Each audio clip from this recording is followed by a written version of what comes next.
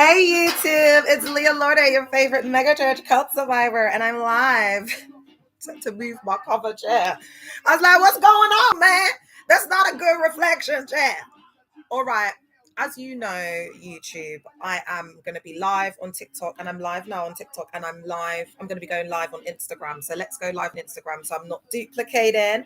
Give me a sec. Hey Instagram, it's your favorite megachurch cult survivor. Hey Instagram, it's your favorite megachurch cult survivor, Leah Lauder. And I spent 18 years in a megachurch cult.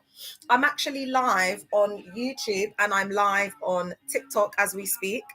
And today I'm going to be talking about boundaries because I think it's really important to understand why we need boundaries, why it's important, why we lack boundaries, etc., and really break it down from a psychology, cult, psycho-ed, and theoretical lens. Please bear in mind, YouTube, that I will be, engaging with the community on TikTok if they come to the chair, and Instagram if anybody shows up. So if you're watching it later, please bear that in mind. It's an interactive live, okay? Hey, Queen Lucia, how are you? Welcome, everybody. Welcome. All right, so I've been thinking a lot about RPF Church Cult because I've been exposing the hell out of them. Actually, I haven't. Let me keep it real. It's just been a few posts here and there. Anyway, I've got to do some content on RPF.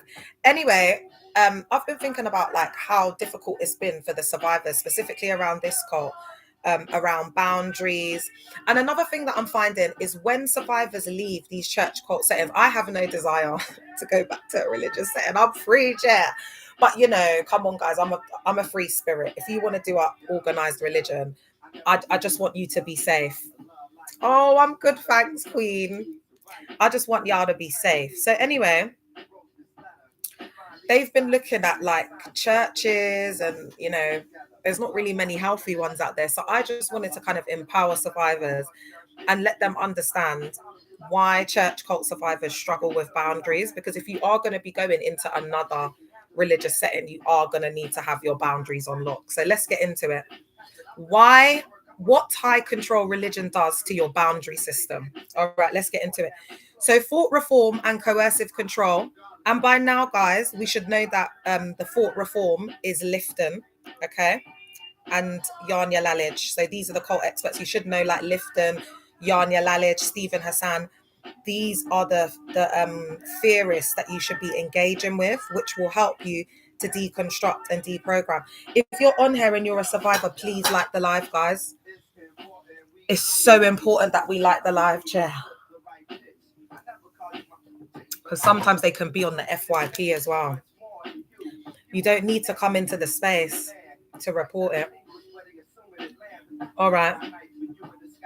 So models like Lifton's 8 themes, Janja Lalich's bounded choice, and Stark's coercive control all describe how groups compress a person's choice until the only good choice is obedience.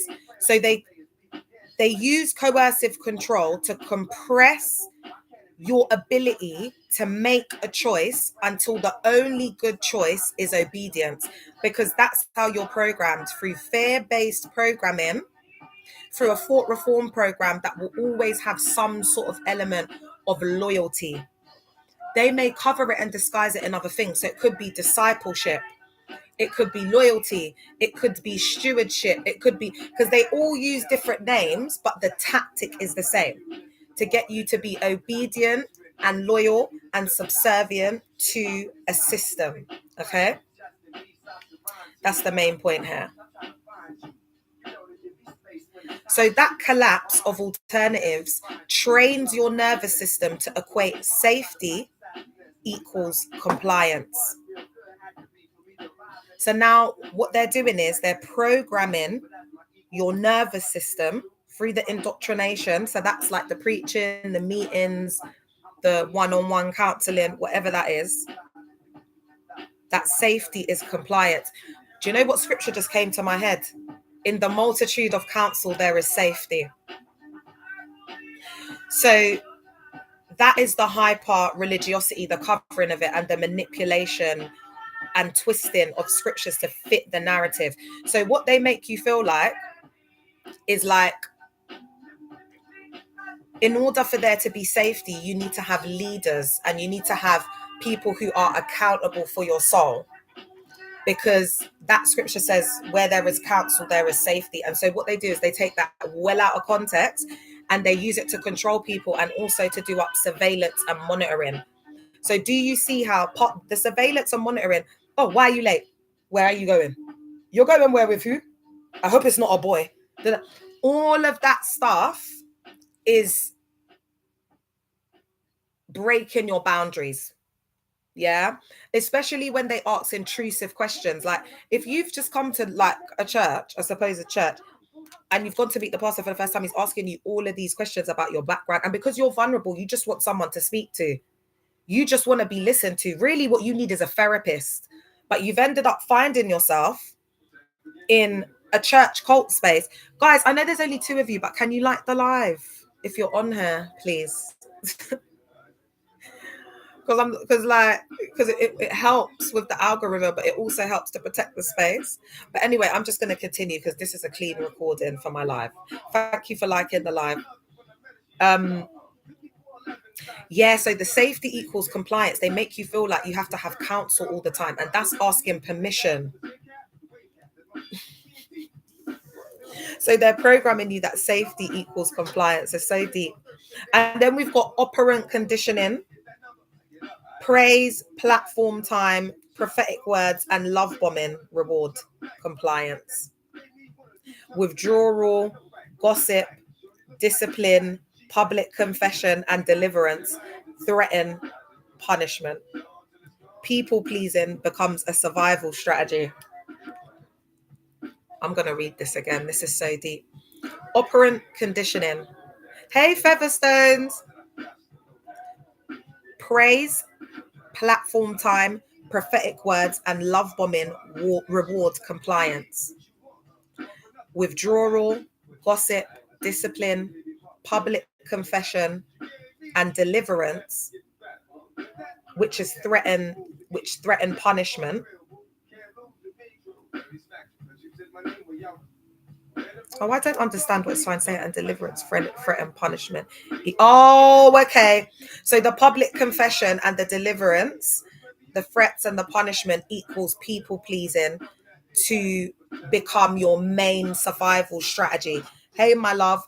So because of the operant conditioning, and that again is fear-based programming. So it's like the positive, the negative reinforcement, but it's also that the environment is so toxic through that operant conditioning because it's so high control. People feel so trapped that it's like people start to chat people as well because they've got this culture like you got to tell the leader and there's gossips, and again they cover it with like hyper religiosity, and then before you know it, oh god, did you see my armpit? Before you know it, the whole church cult knows your business. The whole church cult. All right. Attachment hijack and the fawn response. Many survivors weren't weak, they were adaptive. Under chronic threat, the body can default to fawning. Appease, over-agree, caretake to keep connection and reduce harm. So again, I'm getting like trauma bond and codependency because this reminds me of the relationship that I had with my pastor's wife, and it was like this. So because you're under that chronic threat, it's like you're walking on eggshells because remember, they're malignant narcissists. They've got a lot of trauma, projection, insecurity. A lot of the time they're jealous of their younger, more beautiful, talented, gifted members. So because the body at that point, it's like always in fight or flight mode, chronic threat, the body can default to fawning. And this is when we overdo it. Oh, LP, you look so beautiful. Oh my gosh, I love that dress. Where'd you get that dress from? You don't even like it. Oh, LP, thank you so much. My life has changed because of you. It's like you go into that. That's how they act. It's the way you act. Do you know what I mean? It's the way you act. Welcome, YouTube. And that's to keep the connection, because all of the people that are closest to like the morgue and the WOG and the first lady and whatever, they'll be like in their derriere, like swimming in their intestines, because they've got to do all of that to keep the connection. And it's also about that high grade supply, Because people who, not just the yes men, the people who are adoring them. You're so beautiful. Oh my God, I love that dress. Oh, LP, I want to be just like you when I'm older. Oh, you have so much wisdom. You have to imagine people like that. Oh my God, LP. Oh yeah, you're so anointed. All the time. All of the, that's the supply that they want. So those are the people that they're going to have close to them. Because the wogs are emotionally neglected. They don't feel loved. They're so hyper religious. They mask like their celibate, single, married relationships with hyper religiosity. Like a lot, like they're usually really radical, right? Gaslighting and doctrine over person. Your reality testing is undermined. Rebellion, Jezebel, touch not the Lord's anointed. Over time, you outsource your inner to the leader's yes. So again, that's the indoctrination. The leader's voice becomes internalized and become basically what happens is they deregulate your nervous system and through the indoctrination, which is essentially the cult leader's voice. So every time, you know, like that voice in your mind, like your subconscious, like your prefrontal cortex, the amygdala, all of that's working. So sending signals to the brain, your intuition, whatever, that's the thoughts that you get in your head. But instead of that, you're getting the cult leader's voice because of the indoctrination. Okay. So these cult leaders are not hearing from God. They're not hearing from a prophet. They haven't got no miracles. They haven't got nothing like that. They're just malignant narcissists, all right, with traits of psychopathy. And I want to say that these men are highly intelligent as well. Don't ever get it twisted. Don't ever get it twisted. That's why they like to prey on the weak and vulnerable, because then they're not as self-aware to clock it. They just want a space to be. They just want a place to go. They just want to feel loved. They just want a daddy. And they're all in there saying, oh yeah, you're adopted in the spirit. Oh, thanks for liking up the live, Lewisham. Big yourself up, man. I appreciate you. I didn't have a dad growing up. So when they were coming in and saying, oh, you know, we could be your spiritual daddy, you're adopted as our sons and daughters, that's what they would tell you, that they've spiritually adopted you. And then when I left, they didn't even human fecal matter on me, because the love is transactional. It's dependent on doing. It's dependent on what you can offer. It's dependent on you worshiping the cult leader. It's dependent on you obeying their laws. That's not a relationship. That's ABUSE. I can't tell you how I really feel. I've got to go with a script. I've got to go by the book. I've got to agree with you. If I disagree with you, I'm the devil. I'm EVIL. I'm this. I'm that. That's not a relationship. That's ABUSE. That's what they don't understand. And because, like, our community specifically, yeah, what's happened is there's a lot of aunties, like especially aunties, that have just worn abuse as the crown. Do you know what I mean? And it's in our epigenetics, the obedience, the subservience, etc. So a lot of us are already susceptible to these types of environments. I was susceptible to the environment through the roads because I was going out with GMs and I had exposure to GANGs. It's all about, you know, like loyalty and the control, and you're not allowed to go here or there. So when they were doing that up in the church, I thought that they loved me. I was used to that control, because anyone who's been out with the GM, that it's about control, and they're like that because their mental health, they're exasperated by the streets, they don't want anything to happen to you, but it just comes out as projection in ABUSE, all right? Because I'm not trying to demonize guys that are GMs or whatever, all right? Okay. So okay, I've done that one, the fawning, gaslighting and doctrine. Okay. So over time, you outsource your inner no to the leader's yes, and you become the yes man, okay? Confession and surveillance, mandatory mentorship, that's mandatory. So what happens is they'll love bomb you. I'm talking about church cults. I'm exposing their tactics. I'm a survivor of 18 years, Mo. So what they do is they'll give you like someone who's like your friend, your buddy, or whatever, but you'll think that it's authentic. But the pastor used to pull me in the office and be like, yeah, this girl Grace, she's just started. She's got mental health things, and she used to be addicted to A, B, and C, and D. I think you'll be a good person. Be friends with her. Make friends with her. That's how they make friends. The pastor tells them, or if they're like, if it's a setting where you have to do up social conformity, like RPF, they'll accept you when you wear the head covering. when you veil up. Yeah, so there's it's different. They've got different cultural things and bypassing that they do up in there, but essentially the cult tactics are going to be the same. All right, because it's the same. It's the same outcome that they want: control you through fear, so that you can be their supply. Supply that's it's the supply that narcissists need. All right. So this mandatory mentorship, yeah, is so that they can just keep tabs on you, and and so that you'll have a one-to-one voice of the echo chamber of the cult leader. So everybody in there severely indoctrinated. So when they give you like a leader, or I don't know, someone friends you up, they're going to be a bit older than you. A lot of the time there's a lot of grooming from older young people. So for example, a leader like me who's 19, someone who's in there like a little girl,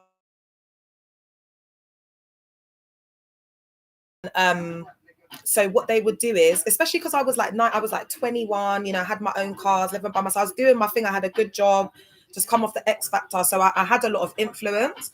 So they'll get like older people, and they'll get them to be like an influence to the young person, and the parents don't think that it's odd, because it's like big sis. And those older, the cults teach the olders like myself, like the 19-year-olds, 20, 18, whatever, to groom the parents as well. Oh yes, oh she's like, she is a wonderful girl. It's just the direction, you know, she just needs the Lord. And then they'll be having conversations with the parent like they're another parent, chatting about the member to the parent. It's very toxic, very unhealthy. And the parents so like she's so desperate to just get help for her child, because these are the type of people that they can usually maneuver into families and homes and things like this. There's usually vulnerabilities within the parent dynamic. So I'm not saying all single mothers, but you know, like single mothers that might struggle with mental health, for example. And so there's been, you know, a struggle with maybe that emotional connection with the child, whatever. Yeah. And then they're able to come in with this, like, you know, because they're like wolves dressed in sheep's clothing. They come all like so fake. So you got to be careful, man, because these the young people that are like 17, 18, 19, 20, 21, they've been there by that time for like 5 years. Sometimes they're born into it. So they're very they're a seasoned church cult member, that they'll be a spiritual son or daughter of the house. So they would have been like gone under extensive training. In my cult, we do exams. Hey Hans, we do exams. So they would have been doing up exams, all of that. It's not your average Joe that you're dealing with, chair. The psychology is crazy in there, right? Shepherding and confession.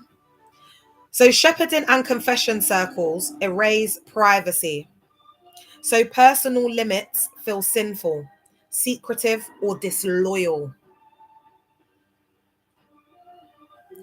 So they'll be talking about people saying, oh, and then people are sleeping with people in the church, and we have to find out true A, B, C, and D. So everyone knows their business, and they'll be like, oh, you are angry because we're talking about, we're a family here. We're a family here. Why are you, you know, so there's a lot of like emotional manipulation. Tasia in the car. There's a lot of emotional manipulation, because they'll make you feel like if you feel some type of way, or you put your face in a certain way or whatever, then you're disloyal, you're rebellious, you're the DEVIL.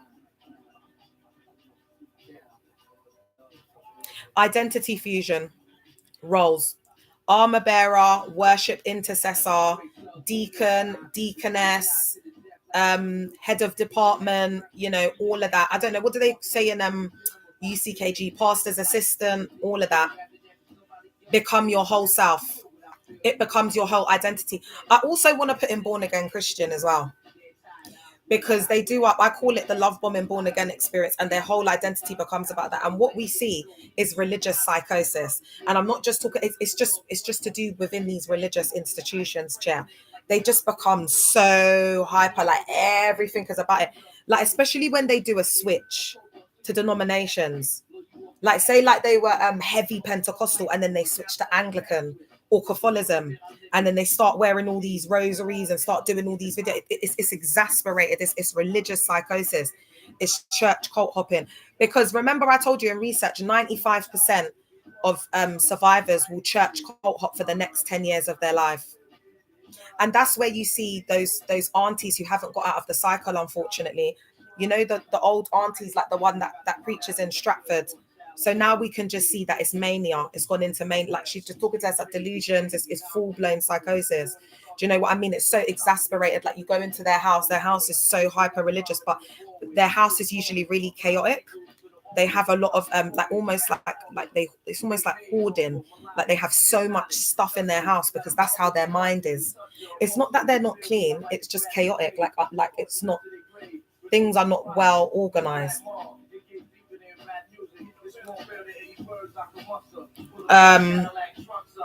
So saying no feels like betraying God.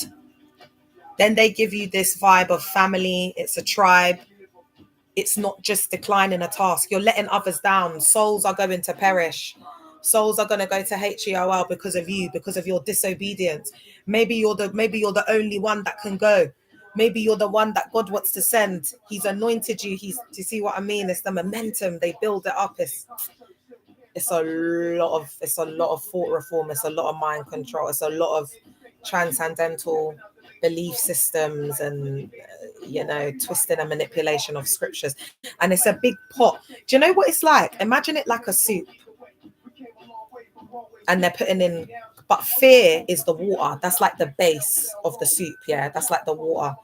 And then you've got like the coercive control, you've got the transcendent belief systems, you've got the thought reform program, the twisting and manipulation of scriptures. Let's do like a Ghanaian soup. So like we're blending the vegetables.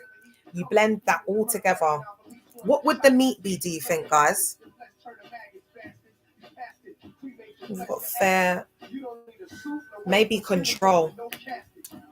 The control. Actually, I'm just going to say human fecal matter because that's their false doctrine, the meat. Because spiritually, they say that you have to desire desire the earnest, sincere meat. Is it meat of the word? Some say milk of the word. I don't know. It's like, but my cult leader used to say you have to desire the meat, the strong meat of the word or whatever. So the meat is the false doctrine, and they mix it all together, and you're just eating it. It's so sad. I hope that people will be free, chair. All right, let's move on to the next one. So just remember that when people say no, or when they're declining a task, but you can't, because if you do that, you're going to be called the devil. You're going to look disloyal. You're going to get pushed out of the group. You're going to get, and it's your whole life. Miss Kiko in the car, Jay in the car. Hey, Ray. Is it Ray? Peace and grand uprising. Oh, uprising to you too. I like that. Uprising. I'm going to use that. I like it. I like your vibe.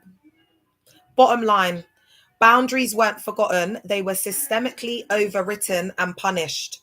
So your boundaries are seen as you're independent, you're loyal, you're a Jezebel. Oh, you want to be independent? Okay, be independent. You think you know more than prophet? You think you know more than the anointing? Okay, because I've known many people who have decided to go their own way. And now look at them.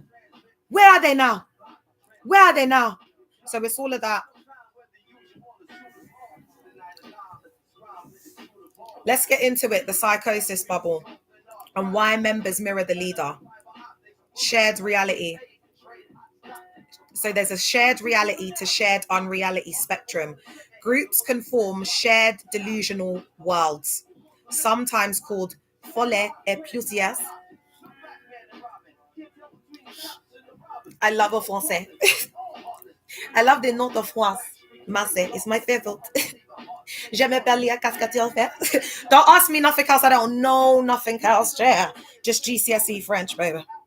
You're not catching an illness. You're absorbing a totalitizing narrative. No. You're absorbing a totalizing narrative where contradictions are reinterpreted as miracles.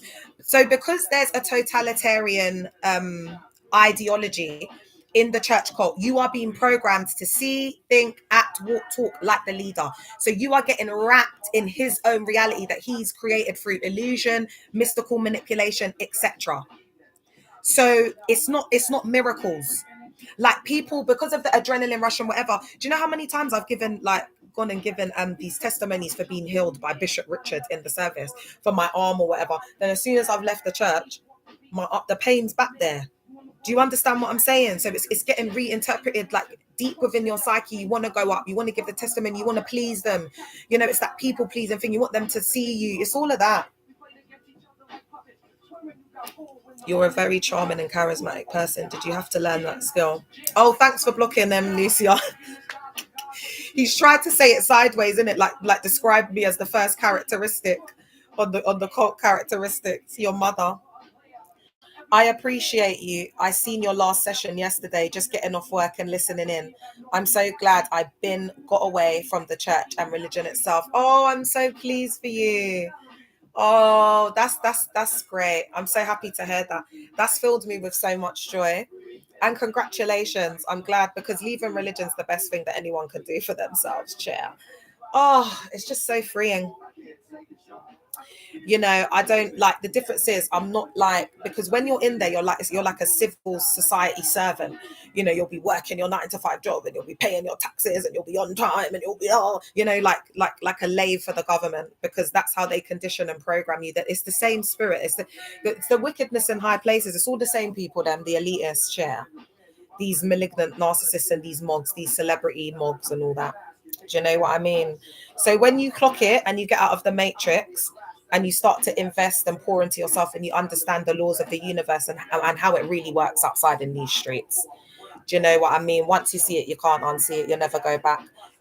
Organized religion is for people who, because I want to say this in the most respectful way, are people who are weak-minded through trauma. Because I don't have a weak mind, but the trauma weakened my mind. It made me vulnerable. I'm glad you can relate and you're speaking your truth that can relate to others. Oh, thank you. I appreciate you. Your words have watered me like a plant. Thank you so much. Okay. So let's get into it, the psychosis bubble and why members mirror the leader chair. Shared reality to shared unreality continuum. So groups can form shared delusional words, sometimes called folle appease. You're not catching illness. You're absorbing a totalizing narrative where contradictions are reinterpreted as miracles. So it's all in the psyche. Persecution or test. So you're reinterpreting miracles as I need to get this right. Contradictions are reinterpreted as miracles, persecution, or tests. Okay. Oh, okay. So when they contradict themselves, so for example, JW, Jehovah Witness, said that the world was going to end, I think, in the 90s. And then when the world didn't end, they said that it was a spiritual ending and not a physical ending. All right. Okay. Mystical manipulation. And also say, I don't know, I can't even, let's just move on, because mystical manipulation, sleep deprivation, fasting, rhythmic music. So that's like, oh, oh, oh, oh, just come forward now. Oh, oh, I know the Lord is touching your heart. Oh, oh, the Lord is here. The Lord is here. You know, sometimes they go into these like prophetic unctions of worship, and it's just so hyper religious. You know, the adrenaline's rushing. You know, music is a vibration. And it's like the passion, it's like the cry out to God. It's nothing to do with the Holy Spirit, them touching you. It's just, it's just like Mariah Carey can sing a tune, yeah. It's the vibration, the frequency of music. And I will be going into how they manipulate vibration and energy and stuff through music. I need to unpack it. All right. So the rhythmic music, the mass prayer, and high arousal produce altered states. So that's the musical, mystical manipulation. It moves you into altered states. Like when you go to the rave, you get the same feeling. Yeah. Yeah. Oh my God, Jay. Yeah. It's that intoxication. It's being under the influence, because you've got to remember, it's like the vibe. Like I remember, like like some of my best times, like being in, like, you know, clubs, like in the VIP on the table. It's like I'm drinking expensive liquor. Do you know what I mean? Like Azul, like Laurent Perrier. Do you know what I mean? I'm having a good time. Do you understand what I'm saying? And it's that, like, when you're under that influence, you got the tune, you got a guy that you're feeling. It's like, yeah, it's that altered state. It's like you're in a world of your own. It's the same thing. It's like a drug, because there's girls that get addicted to that scene. So for me, I'm not here to bash it. I'm not here to whatever, because I had to be in that scene. I had to learn my lessons. I was in a cult for 18 years. I learned what I learned, and it is what it is.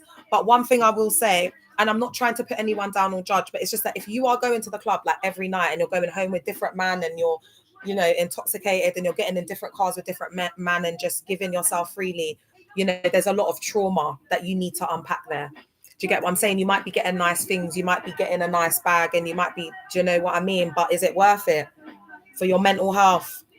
And a lot of them them, like the Brittany Renners of this world, it's so hard for them to truly love themselves, because the trauma is, there's just so much of the layers of the onion to unpack. So I would say, get yourself clean, start to get a healthy replacement, and start to, like, connect with nature, become spiritual.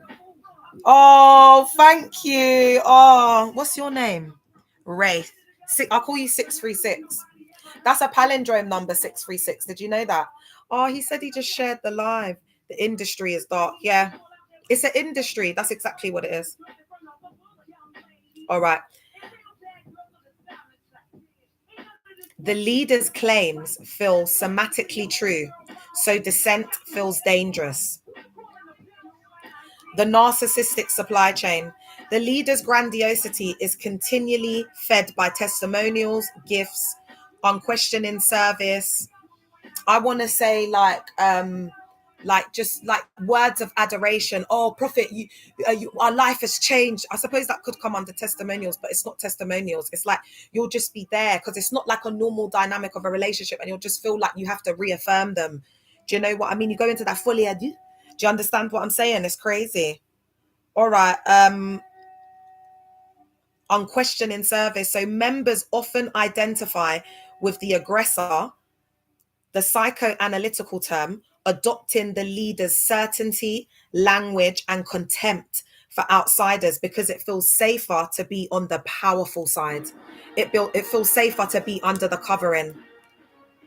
It feels safer to be with the monk and believe in his truth, because your truth you can't handle.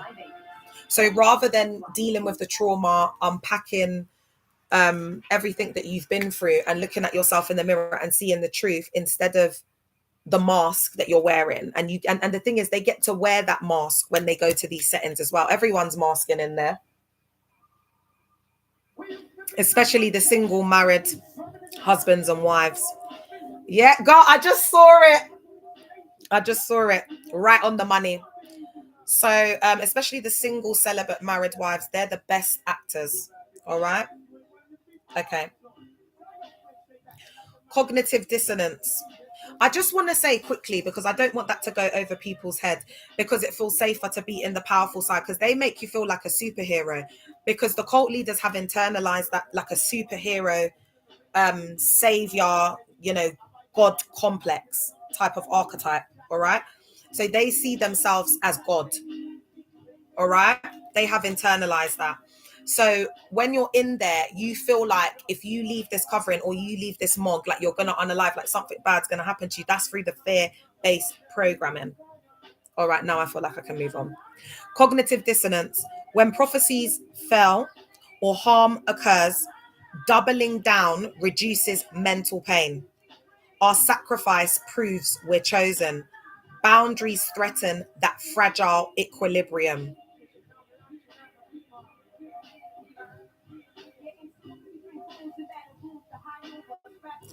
So you see all of this time that they're giving, yeah? Even like an example is people of unalived still waiting on the prophecies and blessings of God, all right? So these never come true. So people have to be in that cognitive and that cognitive dissonance state, yeah? The reason why I believe that we're in that state for like 95% of the time is because they're selling us invisible blessings. all right? And any type of reality, being in the present, speaking with people from the outside, whatever, it threatens that equilibrium. So they don't want, they have to then demonize the world. They have to do a us versus them, so that you'll just be in essence, you'll just be on autopilot, so offline, just doing what they say, like a lathe. All right, does that make sense, guys? Does it make sense to me? I think so. So they're still waiting on all these blessings, but it never happens.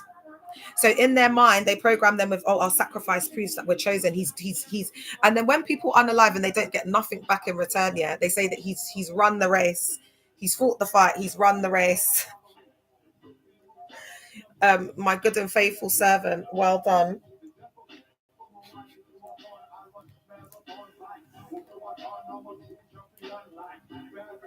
It's so deep, man. All right, why survivors become people pleasers. Learned helplessness. If no always produced shaming or spiritual threats, your brain learns no equals danger. So no equals danger, speaking your mind is accusation, critical thinking, challenging the cult leader or the perspectives in the group. You're disloyal, you're from Satan, you're trying to stop, the vision of the house. It's, God will build his house and the gates of hell shall not prevail against it. It's all of that. It's black and white thinking. They don't have the ability to think outside of the box or see grey areas. It's black or white thinking. Do you know what I mean? So they think that a wife's better off. Her husband could be putting hands on her like Osanachi and unalive her in the end. But you've got a girl who might not be married, but that man loves her and he's out working 3 jobs so that she don't have to go out to work, so she can stay at home with her baby. Do you understand what I'm saying? But they will be like, oh, the married couple are better because the child has the last name and they're together, whatever it is, because they've signed a piece of paper. Who knows? All right. Pleasing becomes the path of least pain. Moral injury and shame. You were told good equals self equals erasure. Healthy self-protection now feels immoral. So you over-explain and over-give to earn permission to exist. So this is how you prove to them that you're loyal. This is how you prove to them that you're sacrificing. Going back to the fake trad Christian model that I created, where I said that they create a system where everything is external. So it's like you have to pay your tithe, offerings, get married in the cult, whatever, to prove you're a strong Christian, to prove that you're a daughter or spiritual daughter or son of the house, to prove you're a disciple, to prove your obedience, to prove your loyalty. It's all of that. All right. And they just overdo it. Oh, LP, I don't know. Oh, yes, pastor. Yes, please. Yes, sir. They really overdo it. All right. It's all of that. Social loss phobia. Exiting can mean losing your whole network. People pleasing functions as an insurance policy against abandonment. So if you've got abandonment issues and you've been rejected, or you've got like attachment issues with a parent hasn't been there for you, etc., then this will be exasperated when you come out. And a lot of people can develop things like social anxiety and all of that. Yeah. All right, I'm gonna go to YouTube. What's funny is people don't know the difference between spirituality and religion. Nowadays, it's all mixed together. I've been noticing it throughout different conversations on YouTube, yeah. And a lot of the women are pick me. Do you understand what I'm saying? Like dressed in, they're just cloaked in hyper religion. It reeks. Do you know what I mean? And I'm so glad that people are waking up. I'm still praying about exposing a certain individual. I'm still praying about it. But people are getting woke, and I'm seeing the comments share on TikTok, and people are just sniffing it out. I'm so glad there's an awakening, a mass awakening. That's why I said to you, them like washed up influencers who are now rebranding as like these Proverbs 31 archetype or whatever. Even gal them within Christianity are starting to wake up now, like are starting to be woke within that and saying, oh, this is pick me behavior. Thanks for the follow, Shalene. Yeah, because no one wants to be a pick me. And what's happened is the generations have learned, like myself, but we're still litty, like the millennials, the ones in their 30s, but we've already been done, got married. We already know what it's about. We've already, do you understand? So more women are speaking up now. And so these little young girls that are like, like in their late 20s, like going into that, their mid to late 20s going into that. It's like the gal them that are like in their 20s now, they've been leveled up because we've got the Shearer 7s, and I'm going to put myself in that on period point blank. The gal them that are rising up and speaking out and saying no, no, no, no, da, da, da. So the level of consciousness is being heightened. So those gal them, all of them gal them that are chatting and whatever, you'll see that they'll be divorced in 10 years time or less and coming on here and rebranding, or they might be like a Leah Marie and elope to Dubai to run away from their problems. So either way, it's gonna be a dub. Oh, thank you. Signed AF said sit. Signed AF said sitting litty, sitting pretty. Thank you. All right. Now I wanted to do a piece, guys, for second gen survivors because I'm noticing that it's a bit different for second gen survivors and they've got a lot more to unpack. Do you think I should come back and do this? No, let me just do it quickly, guys, because of the time. How long have I been on here for? 40 minutes. No, let me quickly do it. I love you, second gens. All right, second generation 2G survivors, extra layers. Guys, this is the time to share the live. If like you've left the cult, say like you left with your friend or someone you know, and you know that they're second geners, because this knowledge that I'm about to drop, it's going to be life-changing, yeah? ChatGPT, don't let me down. I haven't even read this. Developmental factors. So boundaries never modeled. So kids grow up with enmeshment. Everyone knows everything. Spiritualized obedience and adultification / parentification. So especially in the West African homes, a lot of the time, like the older siblings, say like, because a lot of the time they have quite a lot of kids as well, because the husbands like cheat, they don't give them like emotional love. It's a bit like Leah. Was Leah the one who had all the kids? Look at that. My name's Leah.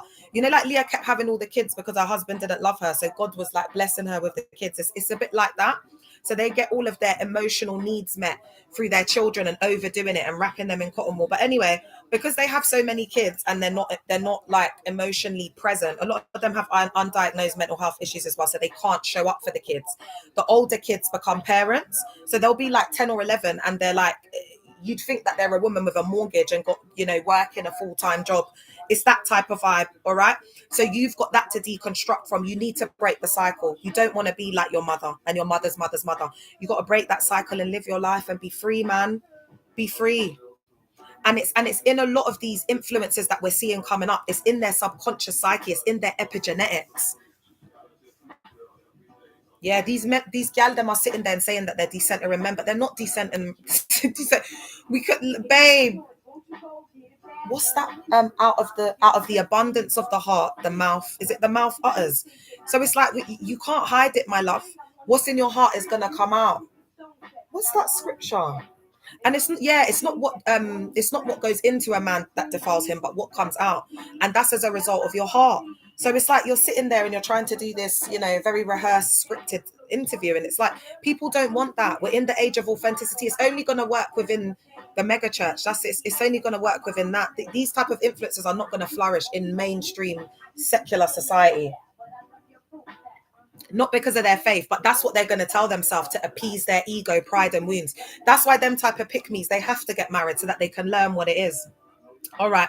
But some of them gal them, they're so proud, and they got such big egos that even if they got in the marriage and they found out that the husband was cheating on them, they'd still stay just because of their pride, to not prove people wrong. And they'd come and show up and, you know, to keep up with the appearances and the Joneses and whatever. Because you've got to remember, because guys, outside, like social media is not my work. You have to remember that. Like I'm a professional. I've got a social work MA. I can go and do agency social work. I'm a youth worker, a specialist in working with GAN, GSs. Like I've done a lot of stuff in it. Like I'm writing a book. I don't depend on, and there's nothing wrong with it, but I'm just saying that a lot of these gal them, they depend on the content. Do you understand what I'm saying? And the things that they're putting out on there to make their money. Do you understand what I'm saying? I say content creation, but I'm a social justice activist. I'm an informal educator. That's what I do on here. I use this platform to informally educate people. That's what my youth and community work qualification has entitled me to do, with the JNC qualification that I've got with it. I'm an informal educator in the car. So a lot of these gal them, they're just sitting there chatting human fecal matter, wanting to be a dating specialist or a dating guru or this or that. And they're just talking human fecal matter. They don't have a clue. They don't have a clue. So young gal them, please learn to go within, because a lot of these gal them, they don't know what the heck they're talking about, and they're going to lead you down a road of disaster. these gal them, they don't know whether they're coming or going. And that's another reason why they look so perfect, like everything's so put together, because inside they're just the MESS. So they're obsessed with looking perfect, coming across perfect, saying all the right. They don't know who they are. There's no authenticity. Hey, ethereal, there's no authenticity. You don't know who you are, and we don't know who you are. And most pick-me's, they need validation from men, and that's just what it is, baby. All right, let's get into it. So mature in the spirit. So that adultification, they make you mature in the spirit. They make you like a parent to your siblings. So a lot of older siblings, they resent the younger child because they had to be like a mother and a caregiver. So with my eldest child, like I'll say, oh sweetie, can you make like say my younger daughter's name is Rose. I'll say, oh sweetie, can you make Rose a burger if you're doing one in the air fryer? And it's not like I'm saying make it, but if I'm desperate, I'll just be like, you got to do it. But then I'll bribe her and I'll give her a robot, like something like that. So she knows it's like, because you're the older one and mummy's going to give you this on the side, because I want them to have a healthy relationship. Do you know what I mean? She's not my little daughter's caregiver. And that's why when I say to my daughter, if there's some dishes in the sink, I say, wash up what you have used. I'm not asking you to wash up after me. Wash up what you've used. And sometimes she washes up my plate because I'm teaching her that, and she's doing it out of love and to help mummy. Oh my God, ethereal, don't PISS me off, babe. I'm going to be 39 in January. I got 2 girls, babe. One's 11 and the other one's going to be 9. My other one's going to be 12 in January. She just started year 7. Thank you so much. I appreciate you, because I got a lot of haters outside in these streets. Yeah. All right. Then we've got identity foreclosure. A ready-made identity, doctrine, dress, friendship, spouse choice was handed to you. Autonomy muscles are under practice. So just within that country that begins with A and ends with A, okay, in that diaspora, this is how the parents go on. A lot of the uncles are narcissists, okay, and then the wives are pick-me's, and then it's like that same thing, the validation from the man. So they bring up the child to overachieve to the point where they make the child like they exasperate that, like their neurosystem's all messed up. So what you'll find is a lot of kids will be neurodivergent because they've been pushed so hard. Because if you're neurodivergent, yeah, if you've got a focus like and you're thinged into your head, you can be programmed to be a certain way. So that's what they do up with their kids. So they're used to that type of programming. So that's why they fall prey to it. And because what you have to understand is, if these young people admit to themselves, this is toxic, this is this, then they have to admit that their home, their mum is toxic and the environment is toxic and their upbringing and their childhood was traumatic. They don't want to see that mummy was in religious psychosis because daddy was never around. Because daddy ran off with the milkmaid or whatever. Do you know what I mean? Or daddy was never around or whatever. So mummy's just gone into hyper religiosity. This is absolute insanity. Oh, I used to call myself Mrs. Virtuous. That was my first Instagram. I had a little following as well, Chair. I used to be called Mrs. Virtuous, baby, on Instagram. The first one. Nobody could have that name, Chair. That virtuous woman, that archetype is it's an archetype that they a false doctrine that they indoctrinate them with. And I'm gonna do, they do these like women's conferences and things like that. Hey, Spirit of Truth, I don't want to trigger people, so I won't be doing up a conference, my beautiful sister. But I will be doing up unmasking the Proverbs 31 archetype, and I would love to eventually do a book on it as well. And I'm just gonna, because Proverbs 31 in itself is beautiful, the real Proverbs 31 woman, which is what I'm going to be breaking down, like the single mothers that are raising their youths on their own, going without eating to put food on the table to feed their youths, ain't bought themselves a new pair of trainers or a new shoe for how many years so that their youth can have 5, 6, 7, 8, 10 pairs of trainers. Are you all right? That's a Proverbs blood clot 31 woman who hustles so that her kids don't go without and so that they can eat. Are you all right? Never have I seen a righteous man begging for bread. She works hard. They just don't understand it. So it's become like an aesthetic.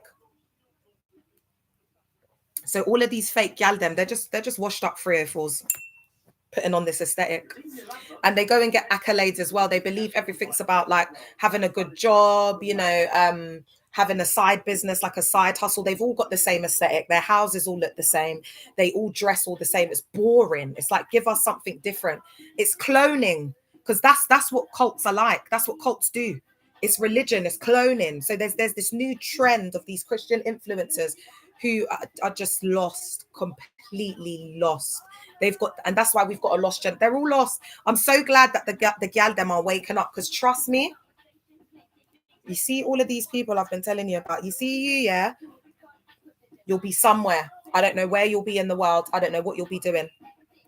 And at that moment, you'll get a flashback of me sitting here and saying, you've wasted your whole life marrying that man. And now what you gonna do? It's just a cycle of trauma, because whether they stay with the man or leave them, it's a dub, because they become just like their mother's mother if they stay with them, because of the pride, because of. So do you see that the cultural, the toxic cultural traditional programming within their epigenetics, it still lives on, so the cycle's not broken. So they'll still be in that archaic old way, that old earth way of thinking, whilst society is moving on and progressing. We're a progressive society now, trying to better the world. Do you know what I mean? We're moving it. We might even go into WW3 soon, and then they won't even be able to do this up. Then what are they going to do up? Because they emphasize so much on fellowship. What are they going to be telling us now? It's just human fecal matter, man. Even the way Jesus used to move, he was like, do you know, people were looking to unalive Jesus Christ. And they tried to do this fellowship thing so much, like, follow Jesus, don't follow these man them, follow Christ, all right? Because there's been a lot of manipulation with how they've put together the canon Bible, and they've manipulated a lot of Paul's works to mean different things. They're not supposed to have those meanings. Tony, did you request? Let me know, because I don't know if it's Lila. Did you request, girl? What do you like? What do you like? Make you say my, all night long. Does anyone remember that tune? All right. So do you see that they're choosing everything? They're life mapping. They're mapping your life out. So it's like it's a ready-made identity. And that's the same thing that happens in a lot of these, what households. Yeah. The aunties and the uncles, it's like, you're going to be a doctor, a lawyer, or doctor, lawyer, or what's the other one? Doctor, lawyer. What's the other one, guys? Doctor or lawyer. Oh, you're seeing the signs in Breeny Lee. This is the thing, like, yes, everyone is saying that, and I do as well, but I just need to think about this Breeny Lee situation. I just need to talk about it a little bit. I need to think about it a little bit more. What do you mean, Miss Kiko? But if you don't want me to do a piece on her, I'll do a piece on her. You know what I'm saying? Because I'm your voice. Hello? Tony? Oh, it's my niece. It's my niece. My niece calls me on the live. You know, when she sees me on the phone, she's so smart. I've always said, once women walk away from religion, it will be over. Absolutely, you're speaking the hard truth. People don't want to hear. Thank you. No, thank you for your encouragement. All right. Hey, Ashley are in the cut. Miss Kiko in the cut. They love them to be doctors and lawyers and engineers. Yeah, all of them type of things. And then it's like, you must marry well and all of that. So it's like they do things to please their parents. There are people who are in celibate, unalived marriages, single married couples, do you understand, that are staying together just because of the culture and the parents, all right? So it goes deep. So the cycles aren't getting broken. That's why we got all these thirsty uncles in the club chasing after little gals, small girls. They're going to go and chase after their wives at home. That's giving them 2-3 kids. But and they're there giving them all their money. They don't care. They're so desperate. They're so thirsty. Do you understand what I'm saying? Like, this is the reality, guys. And then they want to sit wrong and strong. Do you know what I mean? And then be telling everybody to go to to be bound to what? To ABUSE? To embarrassment? To humiliation? That's what they're tying themselves to. That's what they're joining. Learn to love yourself, man. We've got everything. Men actually need us more than we need men. All right. And that's what you need to learn. Until you've learned that, like, and I know, ladies, I know it's hard when you haven't had kids, because I have to remember, I'm saying this when I've walked down the aisle. I've had the dream wedding. I've got 2 amazing, beautiful, perfect kids. I've been married for 10 years. So it is easy for me to sit here and say it. I'm not going to lie. But on the flip side, I'm trying to give you the truth. Like, this is what I done, and I wasted my life. I could have done so much more if I hadn't been so like male-centered by the doctrine. So what I'm telling you, Chair, is to just try your best. I know it's hard, but you're not missing out on anything. It's actually better to have children later on in life. I don't know why this ain't going away. Honestly, these antidepressants make me so hot. All right. Okay, so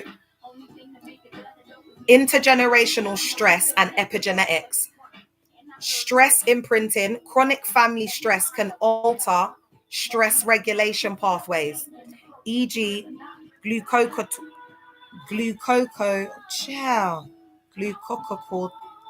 I don't know what that is, but all I know is it says something, the receptor systems. So something to do with the receptor systems. The epigenetics doesn't doom anyone, but it can make threat, sensitivity, and appearing more likely under pressure.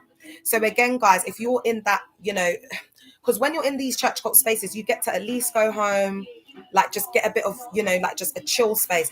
But with the second genders, they don't. It's like they have to always be on high alert, hypervigilance. It never stops. It's that intergenerational stress, epigenetic cycle and pattern where it's like their parents are like dictators. So it's in the cult and it's outside. So a lot of like second genders will have like, there might be neurodivergent diagnoses, mental health can be exasperated because they're in a high control setting, in and out of the high control setting. All right, so it's so deep. So a lot of these, and that's why you see a lot of these TikTokers that are saying that, with their mom that's an auntie or their dad that's an uncle, they can't wait to get out of their house. There's that girl Ash, the cycle breaker. I like her. Like, she's always talking about that, do you know what I mean? And how she wants to move out and how it's gonna be different with her kids. And my heart just goes out to these young people, man. And I just want to let all of you young people know, all of you kings and queens, I'm so proud of you. The younger ones, like what are you lot? Are you Gen Z and the one before that? Because it's so difficult with the pressures of like religion and society and all of the mix up from your family and the pressure, and you're the first ones to come and be like, I'm breaking that cycle, I'm gonna do me. I put a lot of respect on you lot's name, a lot of respect, because remember, I'm 39. Do you understand what I'm saying? Like you lot are in your youth, well, I don't want to say prime, because there's a different prime for every age, Chair. Because there's your 20s prime, then there's your 30s prime, and then there's your 40s prime, 50s prime, whatever prime. Just randomly took the tapper off, and it's 11.1k.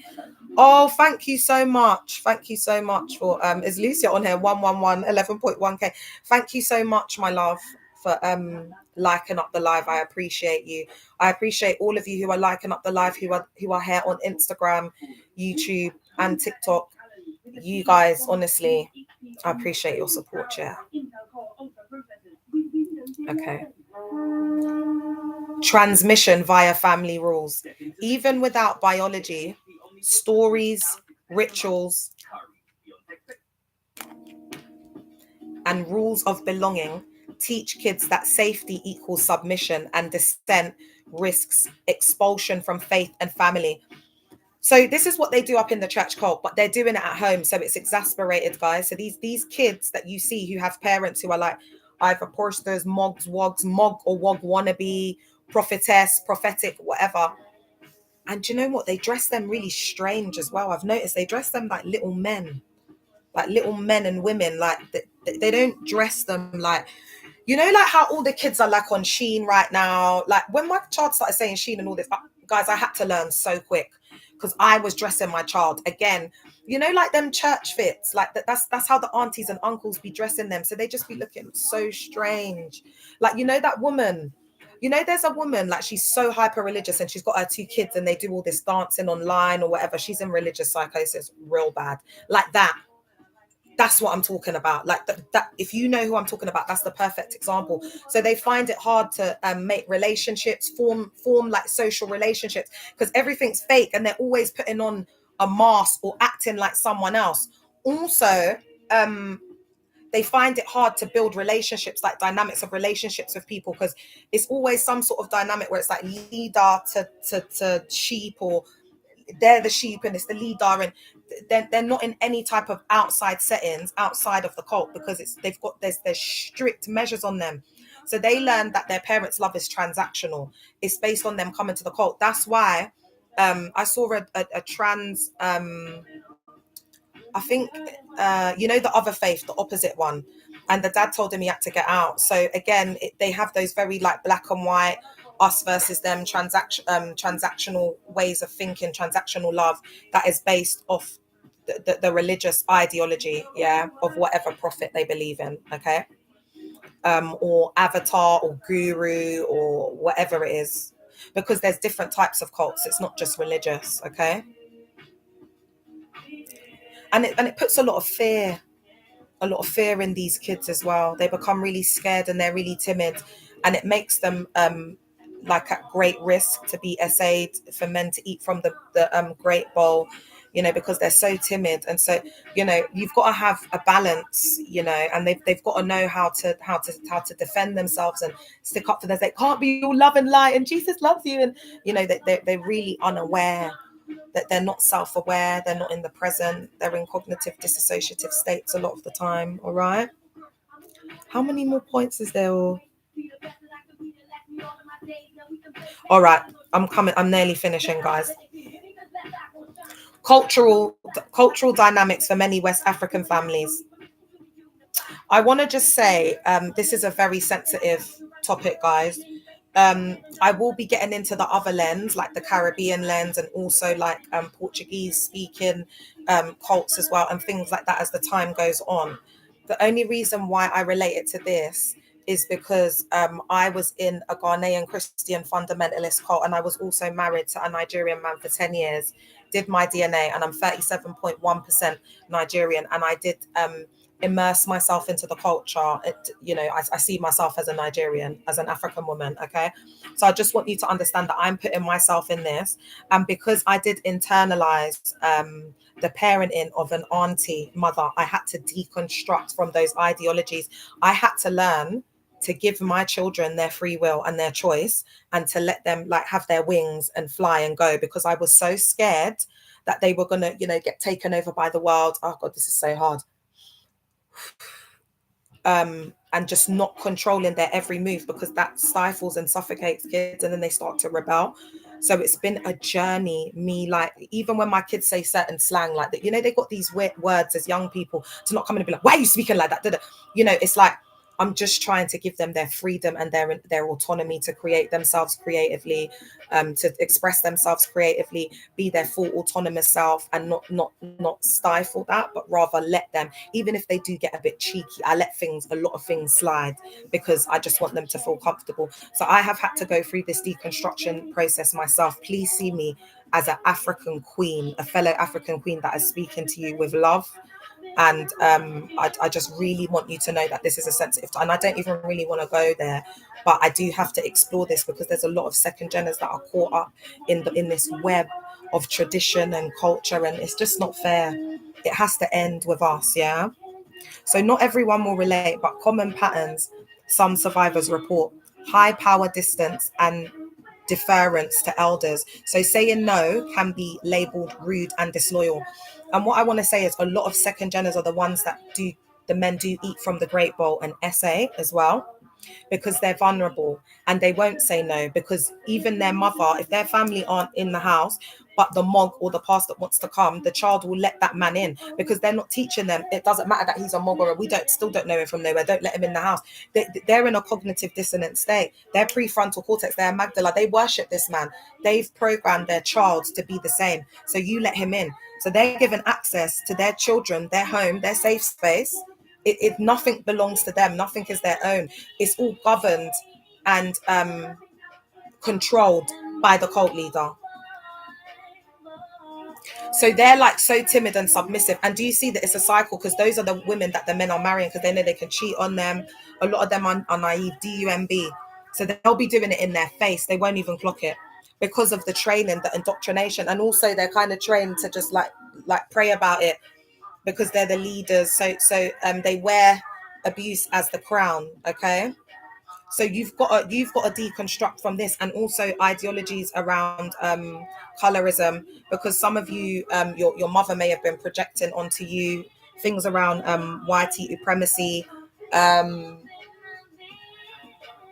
also made you kind of like hate yourself, especially if your mum bleaches, things like that. You could see not truly love yourself. So please, guys, if there's these types of themes in your life, this is where I would start, and then go into the religious deconstruction, because you've got to start to deconstruct around the cultural epigenetic side of things. And then I would go into deconstructing Christianity once you've deconstructed those ideologies, because there'll be a lot of things that will correlate and overlap as you're deconstructing. It's in within the same thematic area. Okay.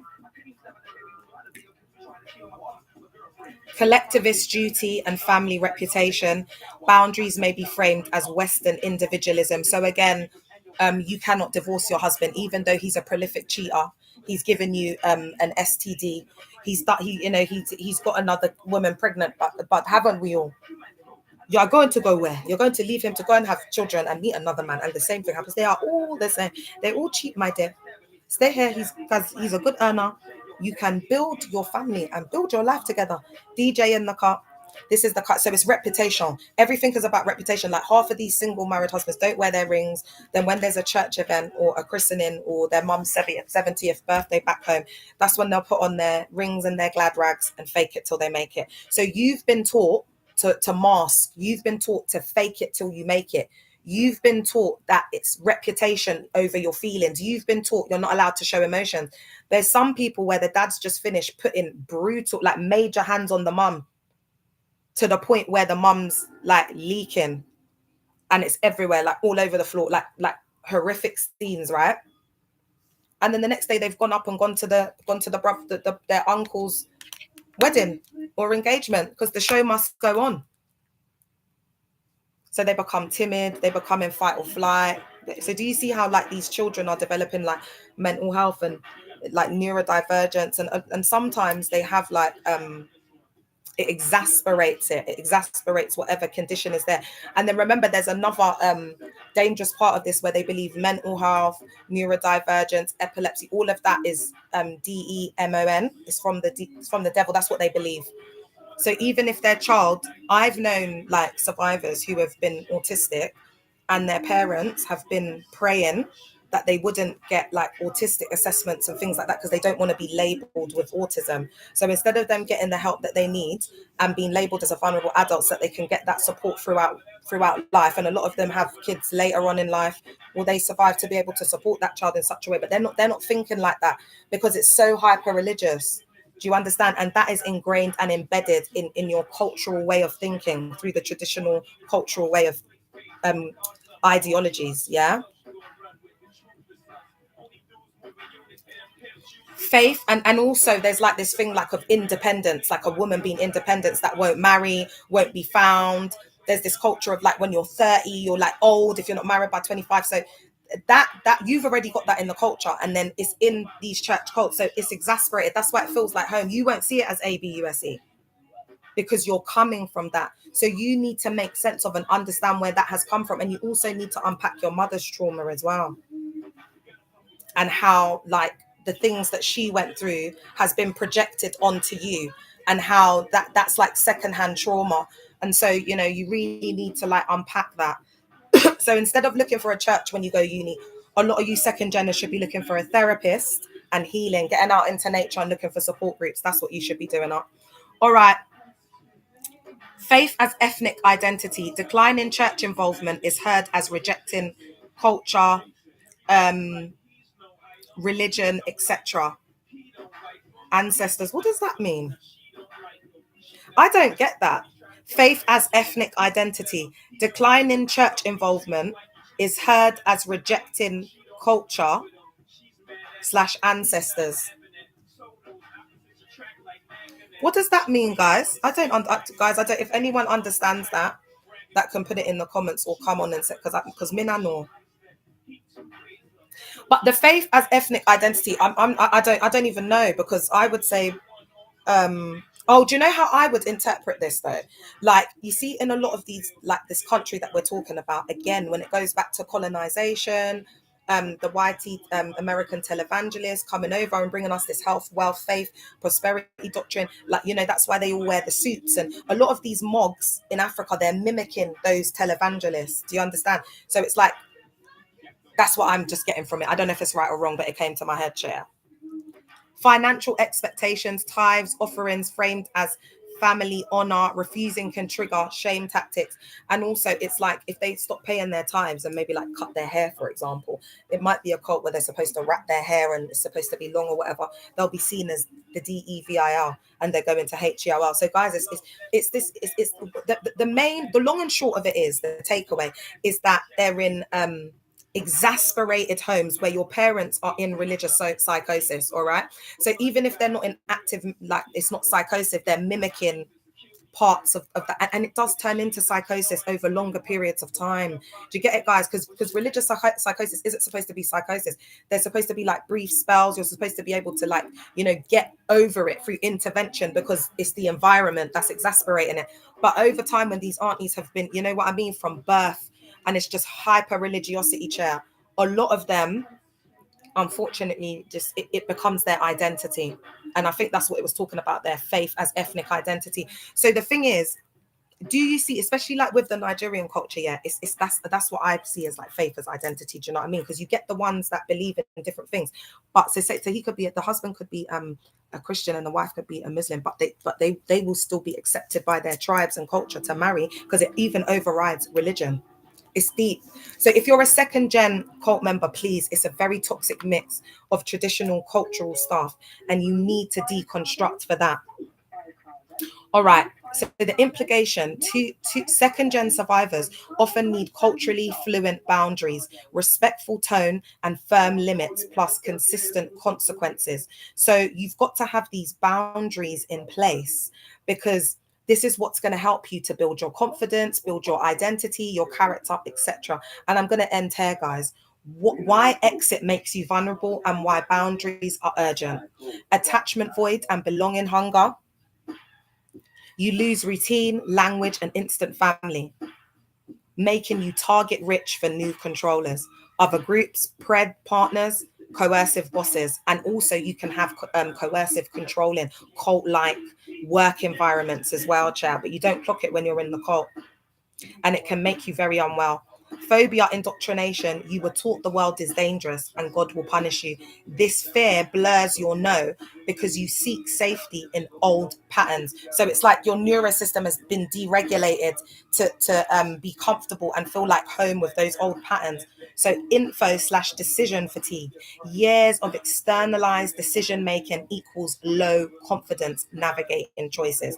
So because you haven't been making any decisions, you've been getting told, you've been getting dictated to, you've been given instructions and orders to follow, it's been a dictatorship, you haven't been using the amygdala and the prefrontal cortex part of your brain. As a result, your brain has been rewired and your neurosystem dysregulated. Okay, so you need to regulate your neurosystem, and part of that is even just exposure to, like, you know, lives like this, you know, and speaking to people of different faiths, of different beliefs, different values, to open your mind and thoughts and put yourself in uncomfortable situations, make yourself feel uncomfortable so that you can be normal, you know, them ones, because normal people hear about different things every day and they don't start feeling like, you know, they're gonna, and that's because of the thought blockers, the guilt, the whatever feelings you get over you psychologically, the brain is sending signals to that part of the brain to think and act that way. All right, it's all psychological. So you've got to heal from it. Patty, girl, we were supposed to meet, but child, it's been a lot.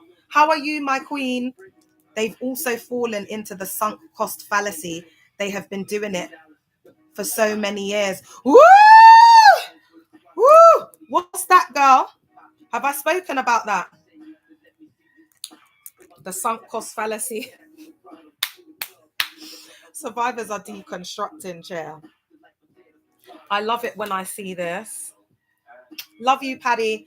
I know you're not like that. You're just a free spirit. You're just, anyway, Paris, you know, when you're that beautiful, you don't have to worry, child. Do you know what I mean, baby girl? You know, Paris, she's just that natural beauty. You know, that spiritual natural beauty girly. She just, you know, she just washes her hair and goes, puts her little aloe vera shea butter mask, and, you know, she just walks out of her little cute, perfect figure. She's got a really nice figure, and she'll just be walking in her nice little cloak. That's Patty. Paris, you know that's you. You know that's you, girl. I love you, girl. Okay.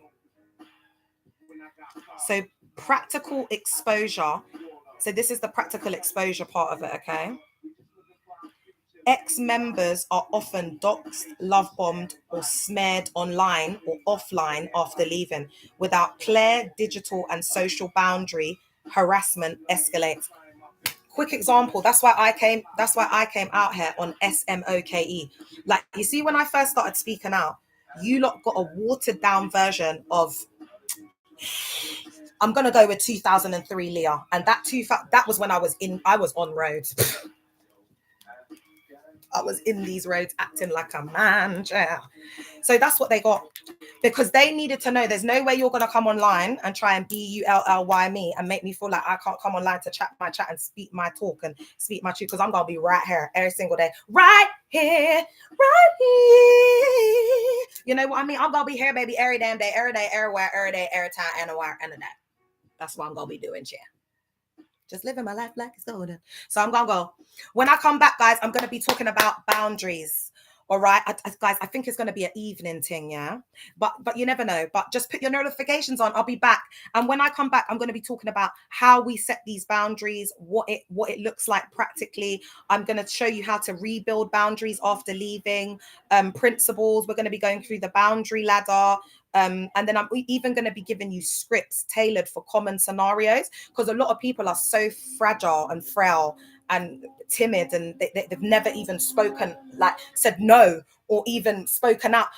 When I left, I had to just go for a season where I was just telling people no, even if I wanted to go, because I had to practice saying no, like having the decision to say no. And as you heal, you'll just tell people straight, because at first I was giving people excuses, but now I'm like, nah, do you know what? I'm not feeling the energy. I'm sorry. Do you know what I mean? Like that's why you lot don't see me jumping on podcasts. Do you think I don't get invites? Do you lot think I don't let me do a post with all the invitations of the podcast that I haven't been to, because I just think there's no point. I go with vibes and energy, bitch. Like I'm not on that. Oh, thank you, babe. I'm gonna go now, guys, because I said the B word. I love you. I'll be back later, okay? All right. I'm gonna go now, Instagram. Thank you so much. Oh, but I didn't even get any. These days I haven't been getting no restrictions. I think it's because I'm doing up the cult psycho ed. Do you know what I'm saying? So it must be, when they're coming on, it must be sounding like they're just hearing cult psycho ed stuff going true. Love you, Insta. I'll be back later. All right, YouTube. Thank you so much for your support. Thank you for being on here. Let me see if I've missed any comments. No, that's it. That's it. Those are all the comments. So thanks for joining, guys. I love y'all. I'll be back later if you're free, okay? Thank you. Thank you so much for your comments, and thank you for being here. Bless you all. Thank you.